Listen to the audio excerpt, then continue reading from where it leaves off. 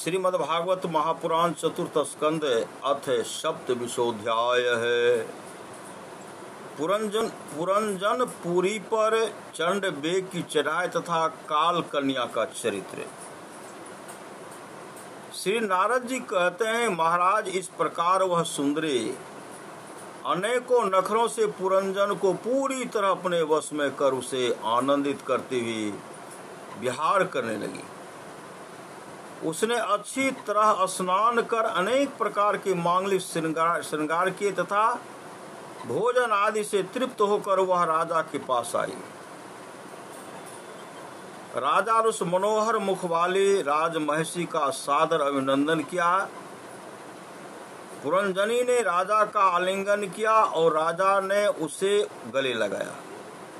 फिर एकांत मन के अनुकूल रहस्य की बातें करते हुए ऐसा मोहित हो गया, उस कामनी में ही चित्त लगा रहने के कारण से दिन रात के भेद से निरंतर बीतते हुए काल की दुस्तर गति का भी कुछ पता न चला। मद से छका हुआ मनुष्य पुरंजन अपनी प्रिया की भुजा पर सिर रखे महामूल सैया पर पड़ा रहता। उसे तो वह रमणी ही जीवन का परम फल जान पड़ती थी और ज्ञान से आवृत्त हो जाने के कारण से आत्मा अथवा परमात्मा का कोई ज्ञान न रहा। श्री सद्गुरु महाराज की जय। राधा ने इस प्रकार कामातुर चित्त से उसके साथ विहार करते करते राजा पुरंजन की जवानी आधे क्षण के समान बीत गई। प्रजापति उस पुरंजनी ने राजा पुरंजन के 1100 पुत्र और 110 कन्याएं हुई। प्रजापति उस पुरंजनी से राजा पुरंजन के 1100 पुत्र और 110 कन्याएं हुई, जो सभी माता पिता का यश बढ़ाने वाले और सुशीला उदारता आदि गुणों से संपन्न थी। ये पौरंजनी नाम से विख्यात हुई। इतने में उस सम्राट की लंबी आयु का आधा भाग निकल गया। फिर पांचाल राज पुरंजन ने पितृवंश की वृद्धि करने वाले पुत्रों का वसुओं के साथ और कन्याओं का उनके योग वरों के साथ विवाह कर दिया। पुत्रों में से प्रत्येक के 100 पुत्र हुए। उनसे वृद्धि को प्राप्त होकर पुरंजन का वंश सारे पंचाल देश में फैल गया। इन पुत्र पौत्र गृह कोश सेवक और मंत्री आदि में दृढ़ ममता हो जाने से वह इन्हें विषयों में ही बंध गया।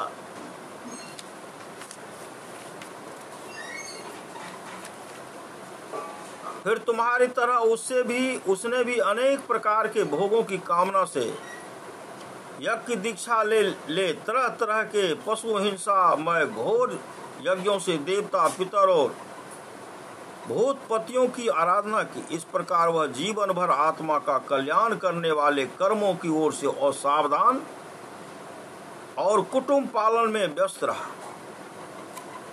अंत में वृद्धावस्था का वह समय आ पहुंचा जो स्त्री लंपट पुरुषों को बड़ा अप्रिय होता है।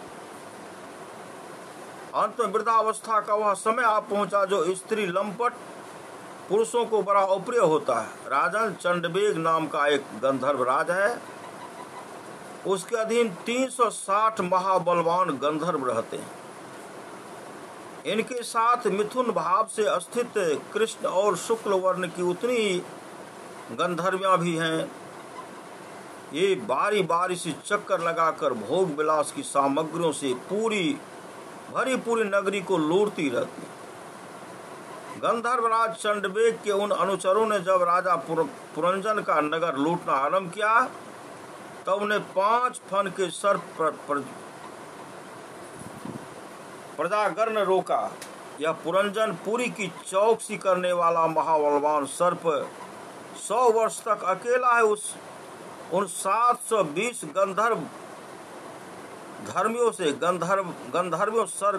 गंधर्वियों से युद्ध करता रहा।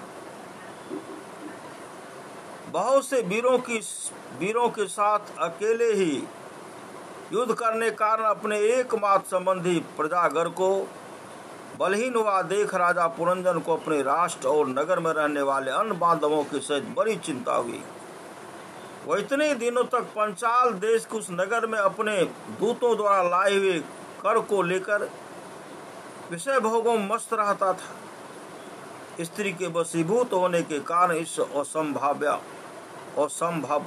असंभावी भय का उसे पता ही न चला। बरहिस्मन इन्हीं दिनों काल के कन्या वर की खोज में त्रिलोकी में भटक रही, फिर भी उसे किसी ने स्वीकार नहीं किया। वह काल कन्या जरा बड़ी भागहीना थी, इसलिए लोग उसे दुर्भागा कहते थे।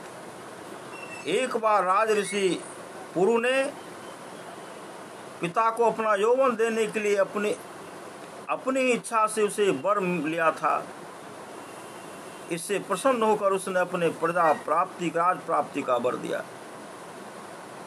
एक बार राजऋषि पुरु ने पिता को अपना यौवन देने के लिए अपनी ही इच्छा से उसे वर लिया था।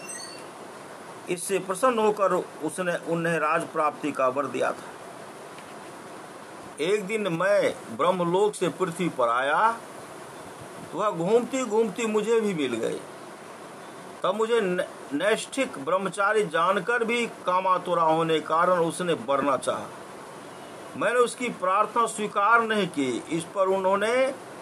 इस पर उसने अत्यंत कुपित होकर मुझे यह दुस्सह शाप दिया कि तुमने मेरी प्रार्थना स्वीकार नहीं की, अतः तुम एक स्थान पर अधिक देर न ठहर सकोगे।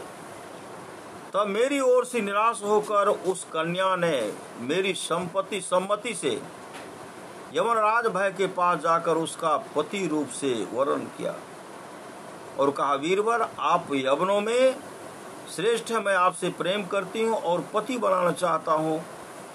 आपके प्रति क्या हुआ जीवों का संकल्प कभी विफल नहीं होता। जो मनुष्य लोक अथवा शास्त्र की दृष्टि से देने योग्य वस्तु का दान नहीं करता और जो शास्त्र दृष्टि से अधिकारी होकर भी ऐसा दान नहीं लेता, वे दोनों ही दुराग्रही और मूढ़ हैं। अतएव सोचनीय है, भद्र, इस समय मैं आपकी सेवा में उपस्थित हुई हूँ। आप मुझे स्वीकार करके अनुग्रहित कीजिए। पुरुष का सबसे बड़ा धर्म दीनों पर दया करनी है। काल कन्या की बात सुनकर यवन राज ने विधाता का एक गुप्त कार्य कराने की इच्छा से मुस्कुराते हुए उससे कहा, मैंने योग दृष्टि से देखकर तेरे लिए एक पति निश्चय किया है। तो सबका अनिष्ट करने वाली है, इसलिए किसी को भी अच्छी नहीं लगती और इसी से लोग तुझे स्वीकार नहीं करते। अतः इस कर्म जनित लोक को तू अलक्षित होकर बलात् भोग। तू मेरी सेना लेकर जा, इसकी सहायता से तू सारी प्रजा का नाश करने में समर्थ होगी। कोई भी तेरा सामना न कर सकेगा। यह प्रज्वार नाम का मेरा भाई है और तू मेरी बहन बन जा। तुम दोनों के साथ में अव्यक्त गति से भयंकर सेना लेकर सारे लोकों में विचरूंगा। इति श्री मद्भागवते महापुराणे पारमहंस्यां संहितां चतुर्थ स्कंधे पुरंजनोपाख्याने सप्तविंशोऽध्याय है।